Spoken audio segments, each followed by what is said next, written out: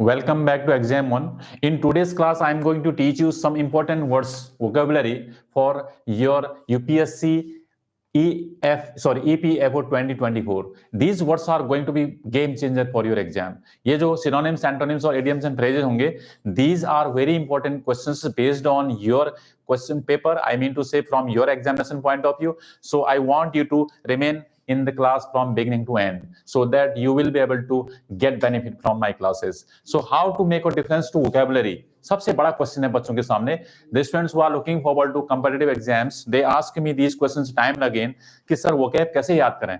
हम आज पढ़ते हैं कल भूल जाते हैं. तो इसका एक तरीका होता है, the more you discuss these words, the better you understand them. जितना आप डिस्कस करेंगे, जितना आप उनको यूज करेंगे, make your sentences by using these words, जितना इनको यूज करेंगे उतना ही जो है आपके दिमाग में vocab आपके दिमाग में बैठेगी और you will be able to use that for a long time and you will never forget them. So vocabulary में जो important words होते हैं, जो EPFO 2024 में जो एग्जाम कंडक्ट कराएगा, इसमें जो पर्सनल असिस्टेंट की जो पोस्ट होती है उसमें इंग्लिश लैंग्वेज के जो क्वेश्चंस आएंगे उसमें vocab का भी एक पार्ट है जिसमें synonyms, antonyms as well as idioms and phrases पूछे जाते हैं. However, this is the part of all exams whether it is competitive or entrance. But यहाँ पे जो है आपके यहाँ कैसे क्वेश्चंस आएंगे वो यहाँ पे इस वीडियो में आपको मिलेगा. In this class I am going to teach you some important words that is called number 1 synonyms. Synonyms means similar words. जो सिमिलर वर्ड्स होते हैं सिनोनिम कैसे पूछे जाते हैं? जैसे है in the following questions out of 4 alternatives choose the one which best expresses the meaning of the given word. ये तो आपका सा सेंटेंस है. ओके, अब आते हैं इसमें पहला वर्ड है आपका. First word is amicable. AMICABLE, amicable. He is an amicable person. हम कहते हैं ना किसी को he is an amicable person. तो amicable का मतलब क्या होता है ये देखिए जरा. पहला वर्ड है आपके पास friendly, दूसरा happy, तीसरा perfect और चौथा है joyous. You have got 4 options.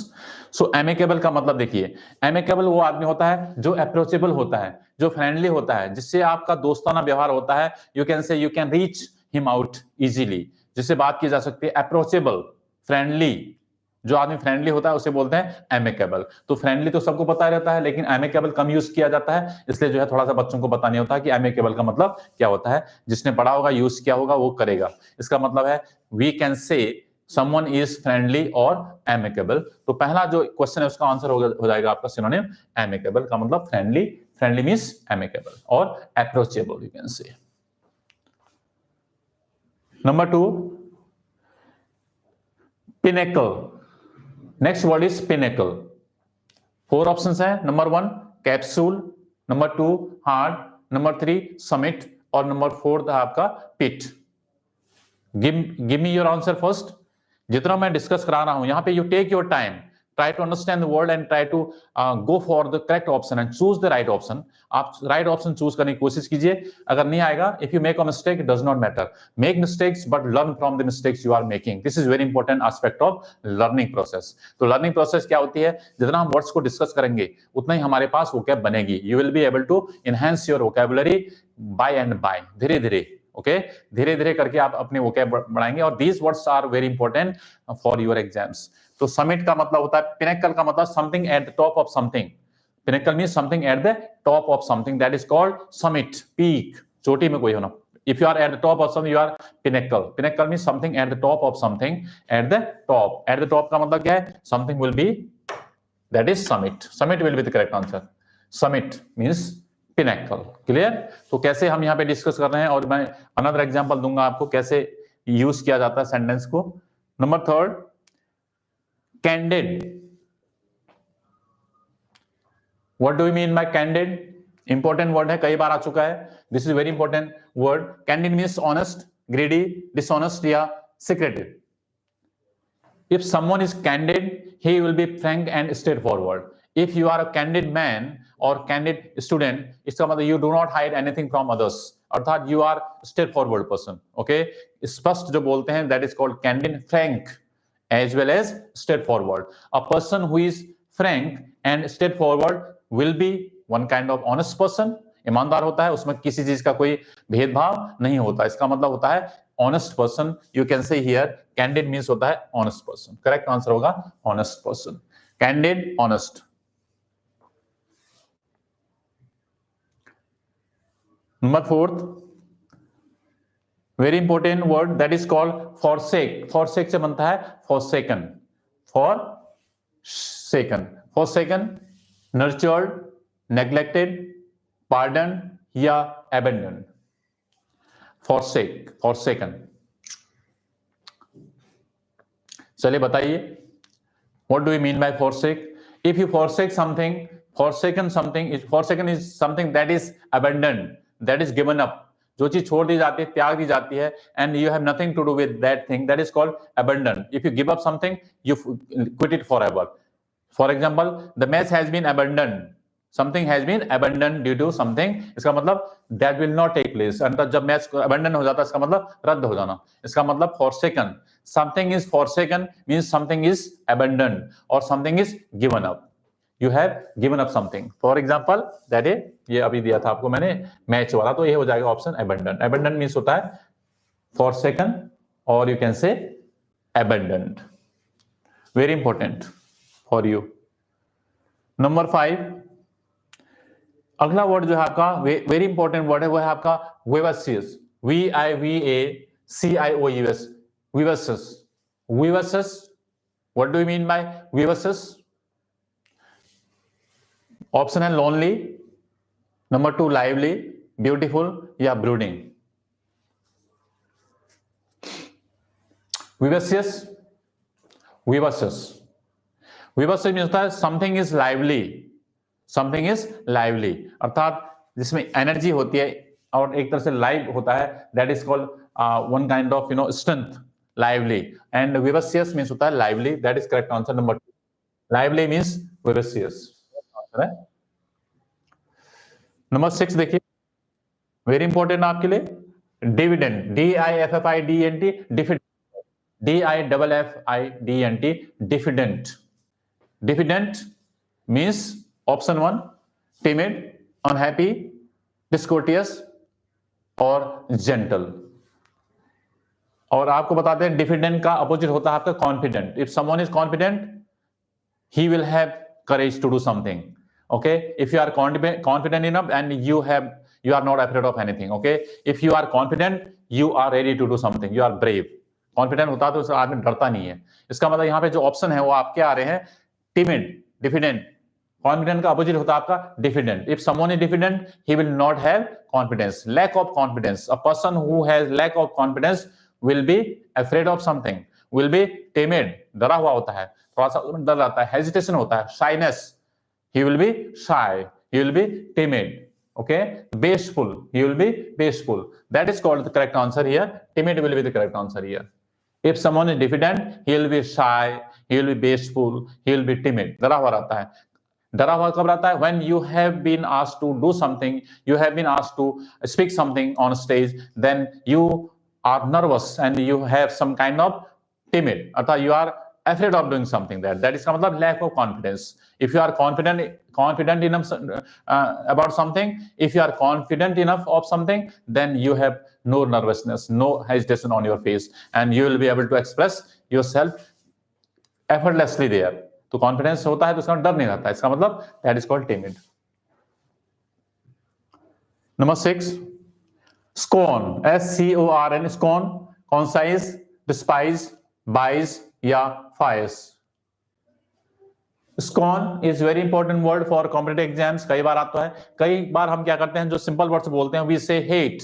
Hate का मतलब होता है घृणा करना, डिसलाइक करना. डिस्पाइज, तो स्कॉर्न का मतलब पता है, देखिए स्कॉर्न का मतलब भी वही होता है. स्कॉर्न मींस होता है डिस्पाइज करना, टू हेट समवन, डिस्पाइज करना, और यू कैन से एबहॉर करना, राइट. तो that is called the correct option here. तो if you scorn something, you have despise. Despise means hate, abhor, disgust. Okay, contempt. Correct answer है आपका. Next word is very important, vocation. एक होता है vacation, एक होता है वोकेशन. ध्यान रखना क्या होता है वोकेशन का मतलब. पहला ऑप्शन देखिए आप, एग्जामिनेशन, सेमिनार, ऑक्यूपेशन या हॉलीडे.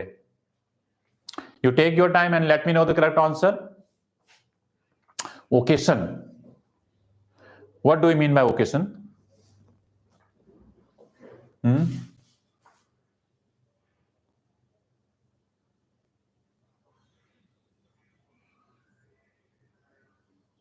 ओके, सो वैकेशन का मतलब होता है आपका holiday.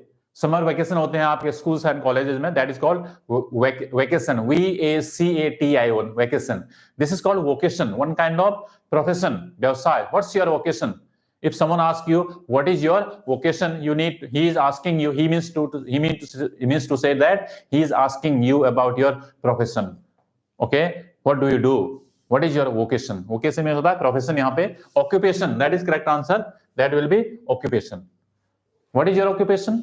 What is your profession? What is your vocation? That is correct, but not vacation. Vacation का मतलब holiday. Okay, spelling के आधार पे देखना, vocation and vacation. Vacation means holiday, vocation means occupation या profession. Question number 9. Honest person. Who is called honest?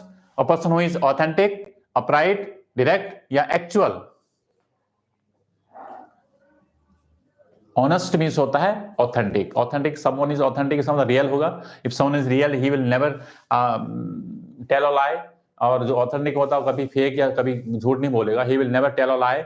So that will be the correct answer here. Simple है, authentic will be correct answer to honest, synonym to honest. 9th के बाद 10th में देखिए, very important word, affluent. Someone is affluent. Who is called affluent? A person who is prosperous, a person who is kind, a person who is fluent, या number 4 है distributory.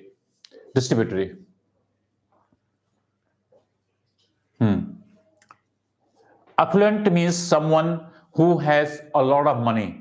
A person, well-to-do person, wealthy person, rich person, you can say affluent person. तीनों सब एक ही synonym है। wealthy person, affluent person, rich person, well-to-do person are synonym to one another. That is called, जो prosperous होता है, that is called prosperous. Yes, one more question, that is the answer here. Sometimes you will have prosperous, sampan, sometimes you will have wealthy, sometimes you will have option rich or well-to-do.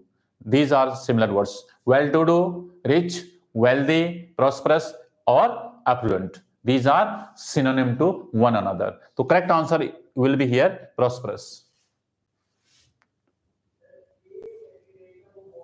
ये थे आपके synonyms. देखो 10 मैंने यहाँ पे synonym बोलते हैं. These 10 words are very important for EPFO exam that will take place this year. I mean to say these words will be there. Okay, some of the words will be asked directly in your exams. जैसे आपको मैंने बोला prosperous आएगा तो यहाँ पे option आ जाएगा affluent. Affluent का मतलब आपको समझा दिया कि क्या होता है, जो आदमी रिच होता है, संपन्न होता है, दैट इज कॉल्ड अफ्लुएंट या वेल्दी पर्सन जिसे कहते हैं. तो यहाँ पे ऑप्शंस कैसे आ सकते हैं, and you need to understand the word very well. And उसकी मीनिंग अगर आपको आती है तो आपको कैसे भी क्वेश्चन पूछता है तो you will be able to get the correct option over there. So these were some of the important words for your exams from your examination point of view. उसके बाद दूसरा पार्ट है आपका, वो एंटोनिम्स का है, जिसे बोलते हैं आप अपोजिट वर्ड्स. ये भी आपके यहाँ पे आते हैं. आपके एग्जाम में 2-3 सिनोनिम्स और 2-3 एंटोनिम्स के क्वेश्चन कम से कम आएंगे. उसके बाद 2 या 3 या 4 idioms and phrases. And in this class, I have covered all these 3 areas. I'm going to teach you all these 3 areas: synonyms, antonyms, as well as idioms and phrases. Number 1, number 2, antonyms. पहला word है आपका arrogant. Someone is arrogant. आता है, बहुत important word है तो simple लेकिन आता रहता है, पूछता रहता है. And I have seen this word number of times. Arrogant means होता है a person who is not kind, who is not polite, और who has no manners, you can say, और who wants to talk about himself all the time.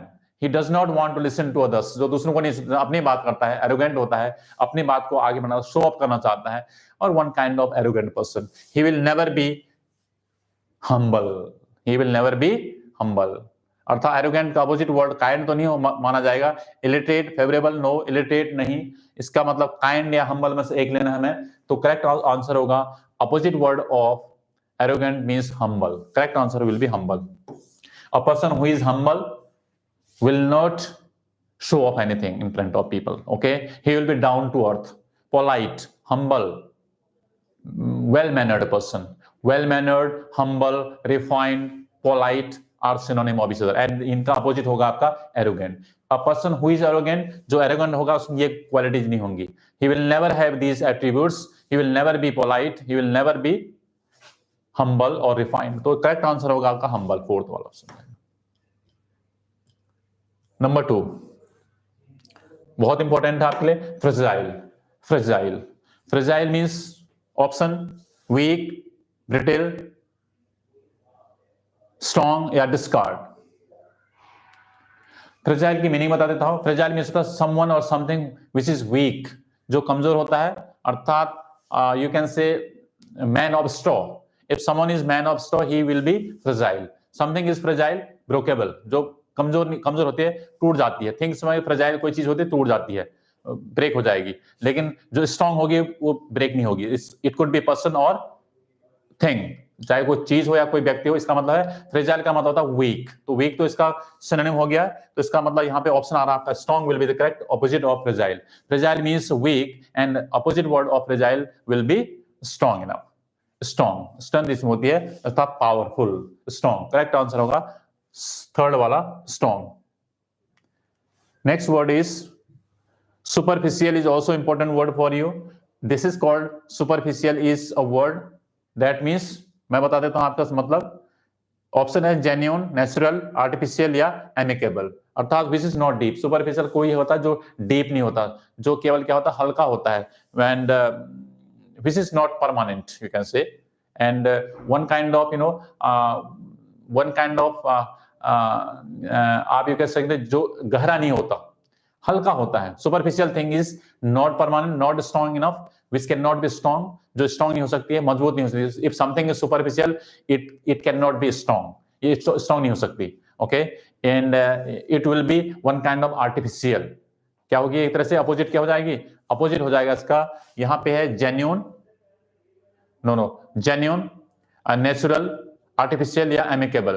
तो इसमें से दो option तो हमारे बाहर हो जा रहे हैं ना। नेचुरल और एमिकेबल तो हो नहीं सकता। सुपरफिशियल का मतलब होता है जो चीज बिल्कुल हल्की होती है, परमानेंट होती है, वो असली नहीं होती है, विच इज नॉट रियल। तो क्वेश्चन का करेक्ट ऑपोजिट हो जाएगा आपका genuine. Genuine will be the opposite of superficial. Superficial which is not real, again the genuine means something is authentic or real, that is called opposite genuine. Genuine will be the opposite of this. Okay, next question is, next word है आपका admiration is also important. Admiration का मतलब होता है एक noun और admire का मतलब होता है वर्ब। वर्ब से बनता है आपका, एडमायर से एडमिरेशन से बनता है। एडमायर करते हैं का मतलब यू एडमायर समवन, इसका मतलब आप किसको प्रशंसा करते हैं, तारीफ करते हैं। You applaud someone, you admire someone या प्रेज समवन, किसी चीज की तारीफ करना, एप्रिशिएट करना, that is called admire, admiration. तो ये तो इसकी मीनिंग है। तो अपोजिट हो जाएगा। तो अगर हम किसी को क्या करेंगे, एडमायर नहीं करेंगे तो क्या करेंगे, एडमायर करेंगे, तारीफ करना होता है। Otherwise we will blame them, blame something. इसका मतलब opposite word will be according to this word, that is will be न तो डिसअप्रूव और न ही कंटेम्प्ट और डिस्पाइज। डिस्पाइज का मतलब होता है इस तरह से घृणा करना। इफ यू डू नॉट, घृणा तो नहीं करते, इसका मतलब ब्लेम करते हैं। आइदर यू ब्लेम समवन और यू एडमायर समवन, या तो किसी को अच्छा बताते हैं या बुरा बताते हैं, ब्लेम करते हैं। तो correct opposite to this word is will be admiration, means होगा आपका यहाँ पे ब्लेम, पहला ऑप्शन हो जाएगा। Number 5,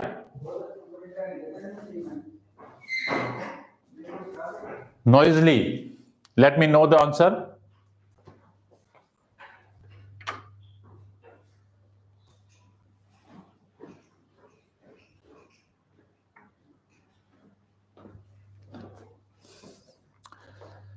नॉइज से बनता है नॉइजली, NOISILY। नॉइजली मीन्स शोरगुल भरा हुआ। तो लाउडली, क्वाइटली, क्लियरली या डिस्टिंक्टली। नॉइज, नॉइज से बनता है नॉइजली, तो अपोजिट हो जाएगा शांत, अर्थात क्वाइट से बनता है क्वाइटली। नॉइजली का अपोजिट वर्ड हो जाएगा आपका quietly. Yes,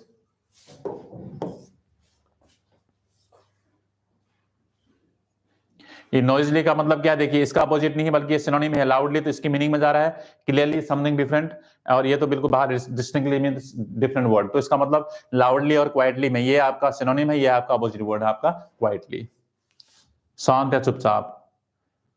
next word is number 5, number 6 में देखिए डीप। कोई चीज डीप होती है, गहरी, तो उसका जो है उसका अपोजिट क्या हो जाएगा, स्टेप, लो, नो, दो बार, हेलो या सैलो। तो करेक्ट ऑप्शन होगा आपका ऊपर, डीप न होना, which is not deep, that is called, if something is not deep that is called shallow, SHALLOW, that is called shallow. Shallow will be the correct answer here. Number 6, number 7 देखिए हैं, very important, persuade. Persuade means, सबसे पहले persuade का मतलब बता देता हूं मैं। परसुएड मीन्स होता है if you are able to persuade something, you can convince someone, किसी को मनाना, किसी काम के लिए, किसी चीज के लिए मना लेना, कन्विंस कर देना, to make someone agree to do something. If you are able to make someone agree to do something, you are able to persuade. आपकी परसुएशन स्किल्स आपके पास हैं। तो परसुएड का मतलब होता है समझाना या किसी को मनाना।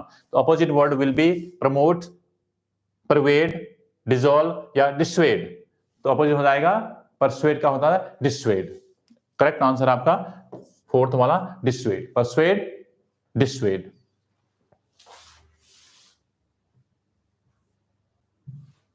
Safe. If something is safe, that means secure. That will be secure. If your life, your career is safe, it is secure, and you don't have any problem, and you will never have any problem. Okay. So if your life or your, sorry, I mean to say your life or your career is safe, and that is secure होना. If something is safe, that is secure. If that is not secure, that is insecure. तो यहाँ पे option है आपके पास rash, beneficial, insecure या harsh.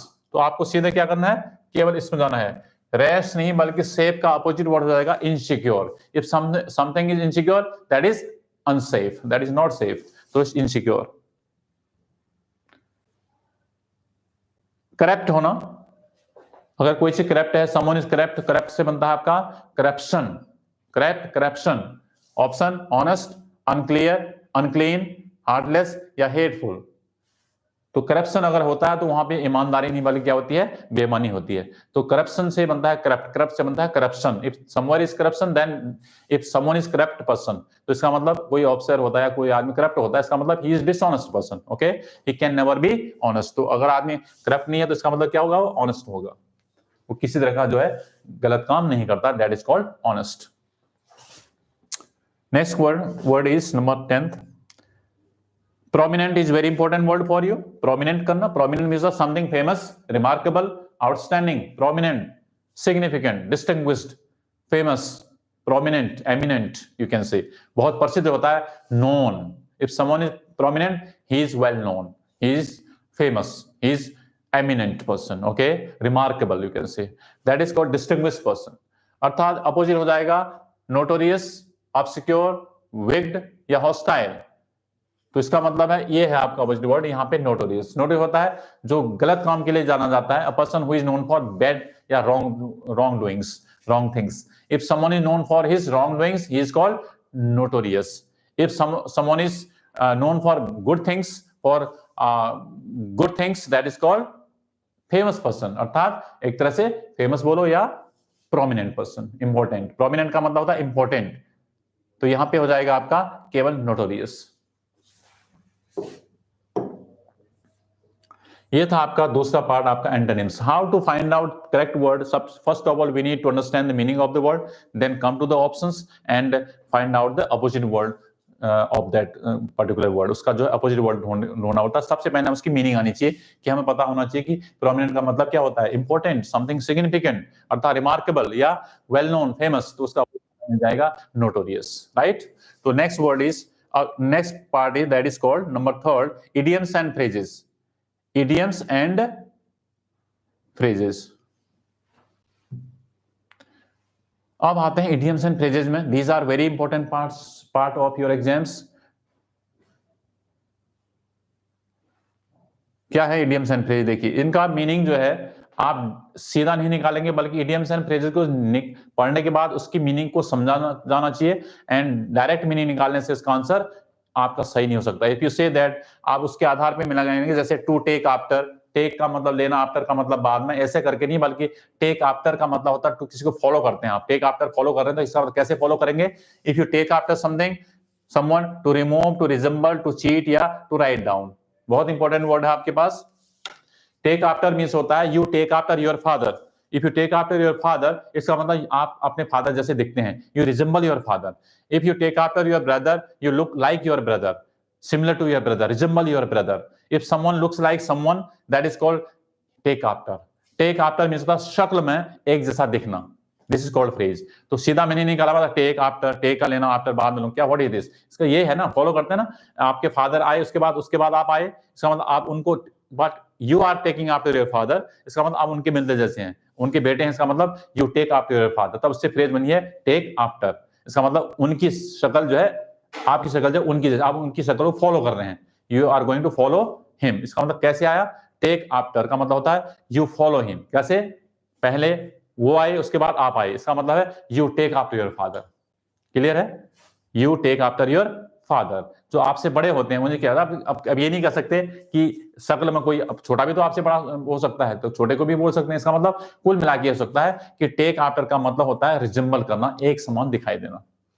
उम्र में कोई आदमी छोटा है, उससे भी हम बोल सकते हैं यू आर, कोई बड़ा तो हम कहते हैं you take after your brother, younger brother. इसका मतलब you are younger brother take after you.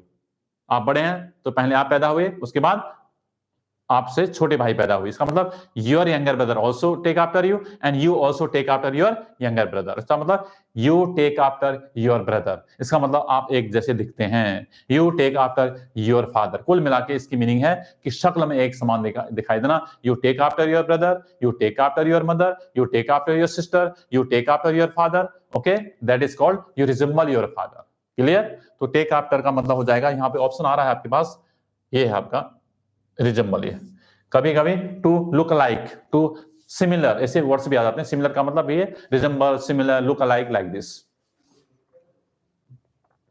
Number 2, Rama was on cloud 9 when she heard that she had won the lottery. जब उसको पता चला कि उसने लॉटरी जीत ली थी, लॉटरी उसने जीती थी, उसको she had won the lottery, जब उसको लॉटरी के बारे में पता चला कि उसको लॉटरी मिली है, उसकी लॉटरी लगी है, तो इसका मतलब she got very happy. If you are on cloud 9, you are cloud on 9 का मतलब होता है you are very happy, excited, happy, pleased, glad. Okay, over the moon. If someone is over the moon, he is very happy. So she was over the moon. इसका दूसरा option है over the moon. If someone is over the moon, he will be very happy. He will be very excited. He will be very pleased or glad to do something. तो यहाँ वैसे यहाँ पे है, if someone is over cloud 9, he will be very happy, extremely happy you can say, because she had won the lottery. If you had won the lottery, you win the lottery, then it means you would certainly be happy. That is called you will be on cloud 9. Cloud का मतलब बादल होता है, cloud 9 is बादल, cloud 9 होना, इसका मतलब you are very happy about something. Once you get success, once you qualify this exam, once you succeed in qualifying this exam, you will be cloud online. Once you pass this test, you will be cloud online. You will be over moon, right? That is called one kind of idiom and phrase that means very happy. कभी आता है sometimes very pleased, कभी आता है very excited, like this. Number 3, I was in two minds whether to buy a new television or a new computer. What do we mean by this phrase?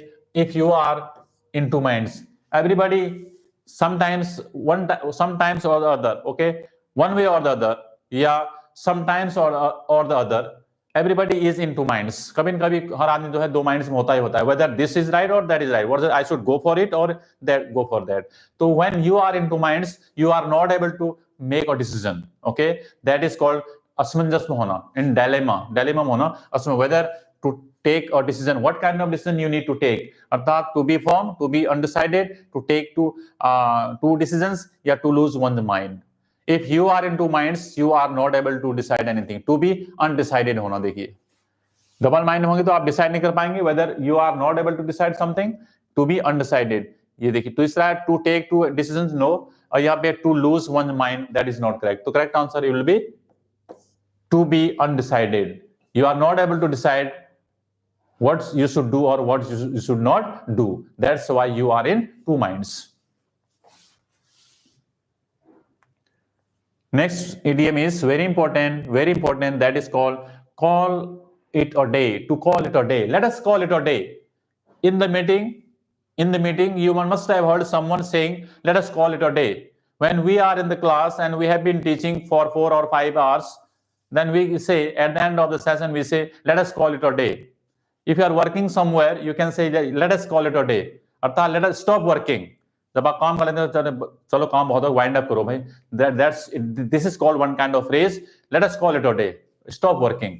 तो काम करना मत, put off work for another day, know the day was marvellous, decide to finish working या give the day a name. इसका मतलब हो जाएगा third वाला ऑप्शन हो जाएगा to decide to finish working, काम समाप्त करना, stop working there, that is let us call it a day.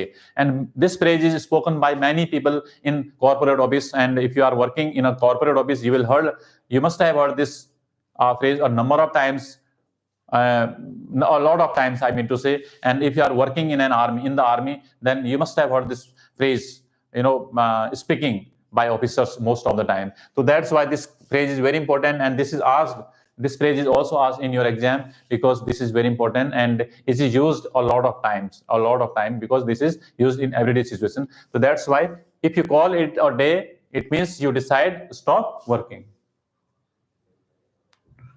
Number 5, to make up one's mind. Very important phrase for your examination point of view. If you make up your mind, what happens?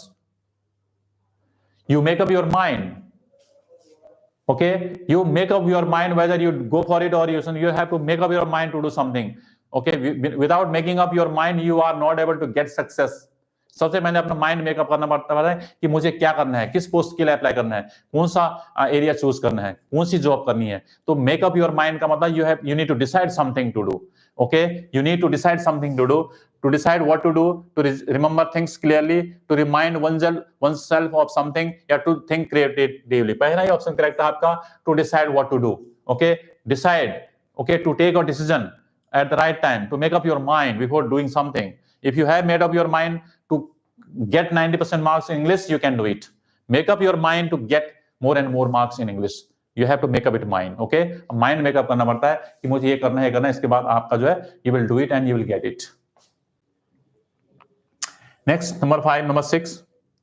He was punished for taking French leave. बहुत ही important phrase है. Many people in offices take French leave. If someone is going to take French leave, इसका मतलब he is not going to inform his office beforehand. अगर आप French leave लेते हैं तो आप अपने ऑफिस में इन्फॉर्म नहीं करते, and without informing your officer या योर बॉस या you can say your colleagues, without informing your office, you are going to take a leave, that is called French leave. French leave means होता है without intimation, या you can say or you can say without informing your office you are going to take a leave, you are going to take a day off, that is called French leave.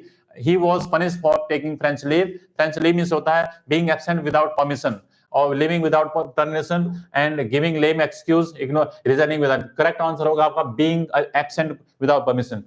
If you absent yourself from your class, if you absent yourself from your office without informing, without telling them, without letting them know about your leave, it means that is called French leave. You are taking a French leave.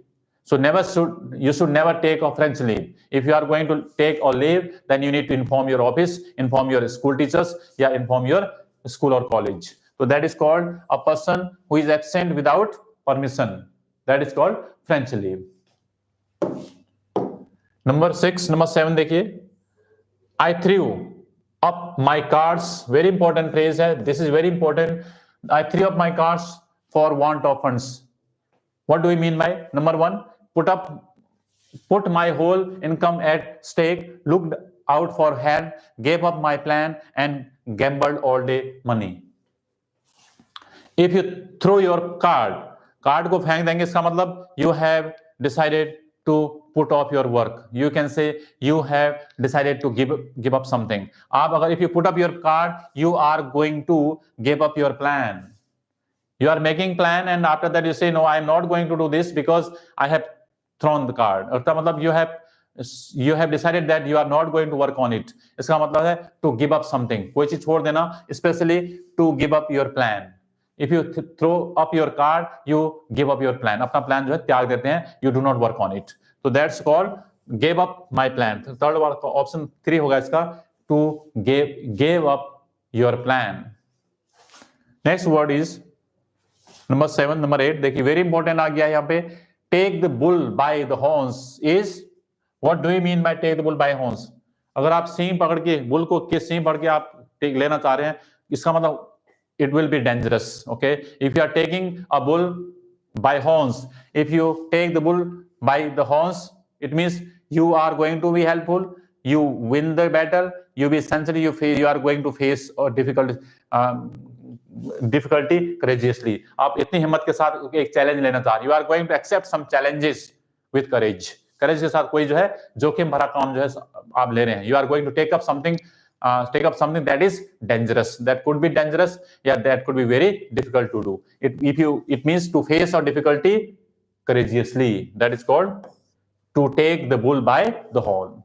Okay, if you take the bull by horn, you are going to accept some challenges, okay, which could be dangerous for you. That's why it is called bull को जो है सींग पकड़ के लेना. इसका मतलब you are going to take the bull by horns. That is, you are going to face a difficulty courageously.